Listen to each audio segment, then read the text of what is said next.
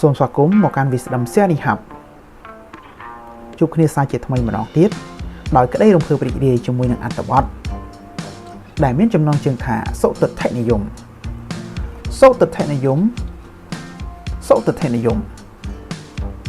ភមង្គលចាប់ផ្ដើមពីវិធីគិតទី1តើអ្វីជាសុទិដ្ឋិនិយម Positive Thinking សុទិដ្ឋិនិយមជាការមើលឃើញជីវិតក្នុងទស្សនវិស័យល្អជាការទុកចិត្តលើខ្លួនឯងនិងអនាគត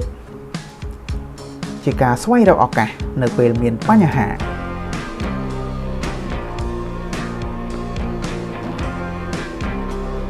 មិនមានអ្វីល្អកើតឡើងដោយចៃដន្យទេប៉ុន្តែ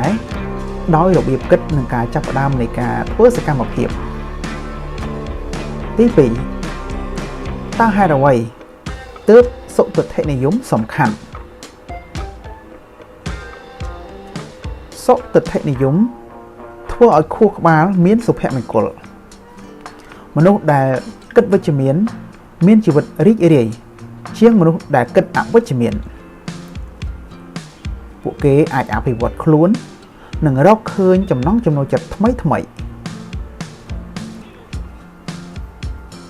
សុទិដ្ឋិនិយមជួយឲ្យអ្នកក្លាយជាមនុស្សរឹងមាំបញ្ហាមិនមែនជាបញ្ហាប៉ុន្តែជាការប្រតិបត្តិអភិវឌ្ឍខ្លួនអ្នកអាចរៀនពីបរាជ័យហើយធ្វើឲ្យខ្លួនឯងកាន់តែប្រសើរឡើងសុទិដ្ឋិនិយមបង្កើនឱកាសជោគជ័យមនុស្សគិតវិជ្ជមានមិនរងចាំឱកាសពួកគេបង្កើតវាឡើង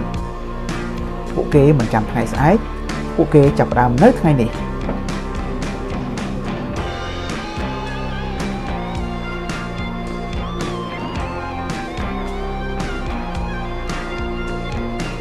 ទី3តើអ្នកអាចអនុវត្តសុទិដ្ឋិនិយមយ៉ាងដូចម្តេចបដិញ្ញាចិត្តចំពោះអ្វីដែលល្អទោះបីមានបញ្ហាអ្នកត្រូវរកអត្ថន័យក្នុងបញ្ហានោះឲ្យឃើញជាការអភិវឌ្ឍទស្សនវិស័យវិជ្ជមានជ្រើសរើសមិត្តភាពវិជ្ជមាន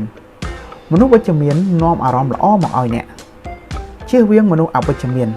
ដែលធ្វើឲ្យប៉ះពាល់ដល់សុភមង្គលរបស់អ្នកអានអត្ថបទស្ដាប់អត្ថបទវិជ្ជមានសៀវភៅល្អអាចផ្លាស់ប្ដូរចិត្តគំនិតរបស់អ្នកស្ដាប់វីដេអូនិងអត្ថបទដែលធ្វើឲ្យអ្នកស្រស់ស្រាយ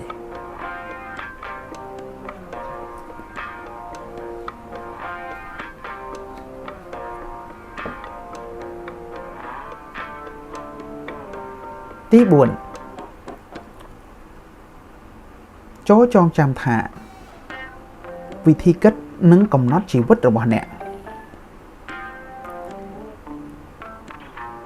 នឹងមិនអាចបដូរអត្ថិភាពជីវិតបានទេប៉ុន្តែ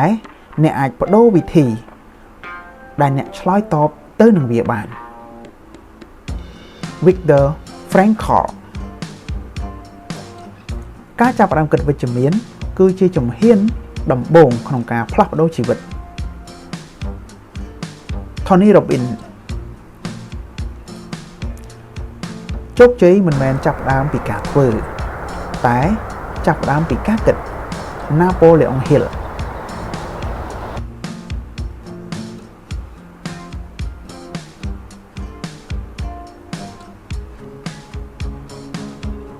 ចាប់ផ្ដើមគិតវិជ្ជមានថ្ងៃនេះអ្នកនឹងឃើញភាពផ្លាស់ប្ដូរ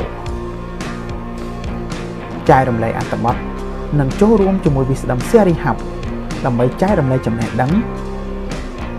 ទៅដល់អ្នកដទៃទៀតផងសូមអរគុណដល់លោកអ្នកដែលបានតាមដានវីដេអូរបស់យើងខ្ញុំតាំងពីដើមរហូតដល់ចប់ជូនពរលោកអ្នកមានសុខភាពល្អ